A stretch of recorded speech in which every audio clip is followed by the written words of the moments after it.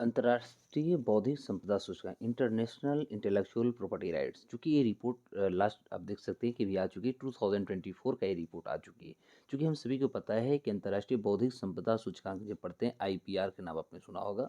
तो जब हम आईपीआर की बात करते हैं, इंटेलेक्चुअल प्रॉपर्टी राइट्स, तो इंटेलेक्चुअल प्रॉपर्टी राइट जो हुई, ये आप देखिएगा तो जब हम देखें कि 1 जनवरी यानी 1 जनवरी 1995 1995 को जब फाइनली हमने देखा कि डब्ल्यूटीओ की स्थापना हो जाती है ना, डब्ल्यूटीओ वर्ल्ड ट्रेड ऑर्गेनाइजेशंस की स्थापना होती है। तो उसके बाद ये एक्टिविटीज़ को कहीं न कहीं समाहित किया गया। चूँकि देखा जाए जब 1948 में 1948 में जब गेट की स्थापना हुआ, तो गेट का मुख्य कार्य जो था, जो भी हमारा कह सकते हैं कि गुड्स से रिलेटेड जो केवल होते हैं, तो गुड्स से रिलेटेड ये कार्यों को करता था।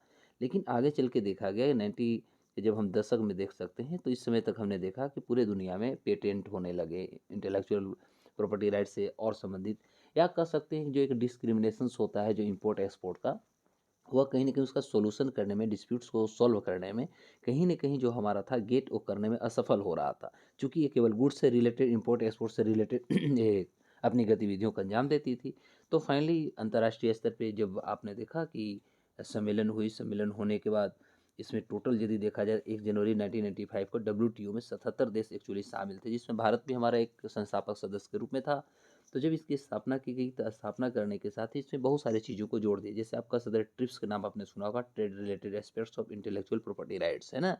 ट्रिप्स ट्रिप्स मैं बार लिख बता रहा हूँ, ये आगे इस क्लास में भी हम बताया है, तो ट्रिप्स, तो इससे रिलेटेड जो भी गतिविधियाँ हैं, तो ये सभी गतिविधियों को ये करना शुरू करता है। तो चूँकि अब पूरे अंतर्राष्ट्रीय स्तर पर हम कह सकते हैं कि अब जो हमारी मार्केटिंग हो रही है, गुड्स एंड सर्विसेज़ का हो रहा है, वह हमारा ना केवल गुड्स का हो रहा है, ना केवल हम कह सकते गुड्स का हो रहा है, इसके साथ-साथ आप कह सकते हैं सर्विसेज़ का हो रहा है, इसके साथ पेटेंट का हमारा हो रहा है। इसके अलावा कह सकते हैं तो बहुत सारे ऐसे प्रॉपर्टीज़ होते हैं जिसके आधार पे इम्पोर्ट एक्सपोर्ट होते हैं, और यदि कोई भी देश वो ट्रीटी को तोड़ता है, तो उस पे कहीं न कहीं पनिशमेंट भी लगाई जाती है, और इसको लेकर के डब्ल्यूटीओ को कहीं न कहीं ज़्यादा एक्टिव कर दी गई है। तो आज हम बात करने वाले हैं, केवल हम बात करेंगे अंतर्राष्ट्रीय बौद्धिक संपदा सूचकांक 2024 निकाला कौन है, भारत की क्या रैंक है, टॉप 5 में कौन है, ये सभी चीज़ों को आज हम लोग देखने वाले हैं, जो कि आने वाले जो भी हमारे एग्ज़ाम्स होंगे, सारे एग्ज़ाम्स में बहुत इंपॉर्टेंट होने वाले हैं।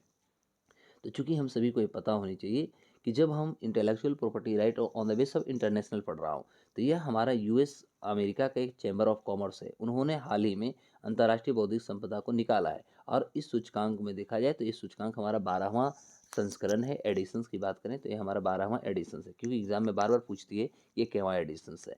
तो इस सूचकांक में भारत की यदि देखा जाए तो इंडिया का स्कोर हमारा हुआ 38.64, यानी 38.64 100 में हम देखा जाए तो भारत को 38.64% भारत का स्कोर हुआ है। और इस आधार पर यदि देखा जाए तो भारत का हम बात करेंगे, तो स्कोर के आधार भारत को 42वां स्थान प्राप्त हो चुका है, जो 2022 में और 2023 में और 24 की यदि बात करें तो दोनों में अपरिवर्तित है। मतलब जो पहले हमारा स्थान था वही स्थान आज भी है, यानी 42वां आज भी स्थान पर है, जो कि मेरा स्कोर जो होती है वो 38.64% होता है।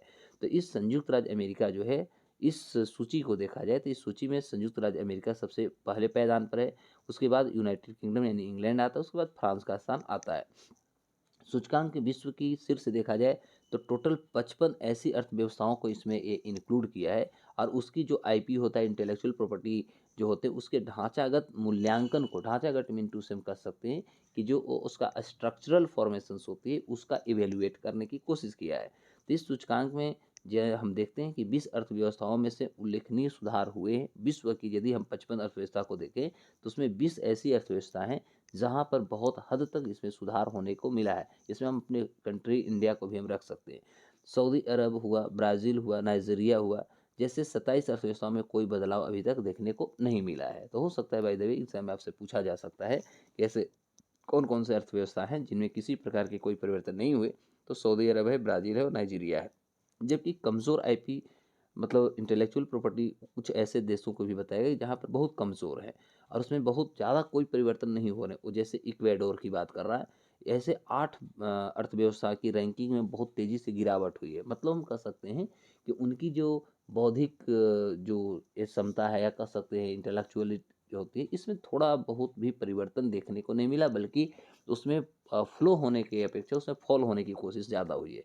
तो इस तरह से हम दुनिया में यदि देखें तो दुनिया के 5 ऐसे इंटेलेक्चुअल प्रॉपर्टी राइट्स में टॉप पोजीशंस पे, जिसमें पहला हमारा अमेरिका है। अमेरिका का स्कोर देख सकते हैं 95.48% है।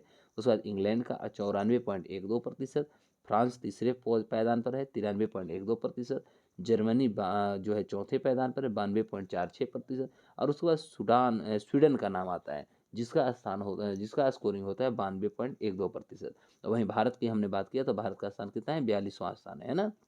और इस आधार पर देखा जाए तो भारत का जो स्कोरिंग है वो है हमारा 38.64%। क्लियर हुआ। तो इस तरह से आने वाले एग्जाम में आपसे क्वेश्चन से पूछे जा सकते हैं कि इंटेलेक्चुअल प्रॉपर्टी राइट जो अंतर्राष्ट्रीय आई है उसमें भारत की केवल स्थान है। ठीक है, फिर हम लोग इसी तरह एक नए टॉपिक के साथ फिर मिलेंगे, तब तक के लिए नमस्कार।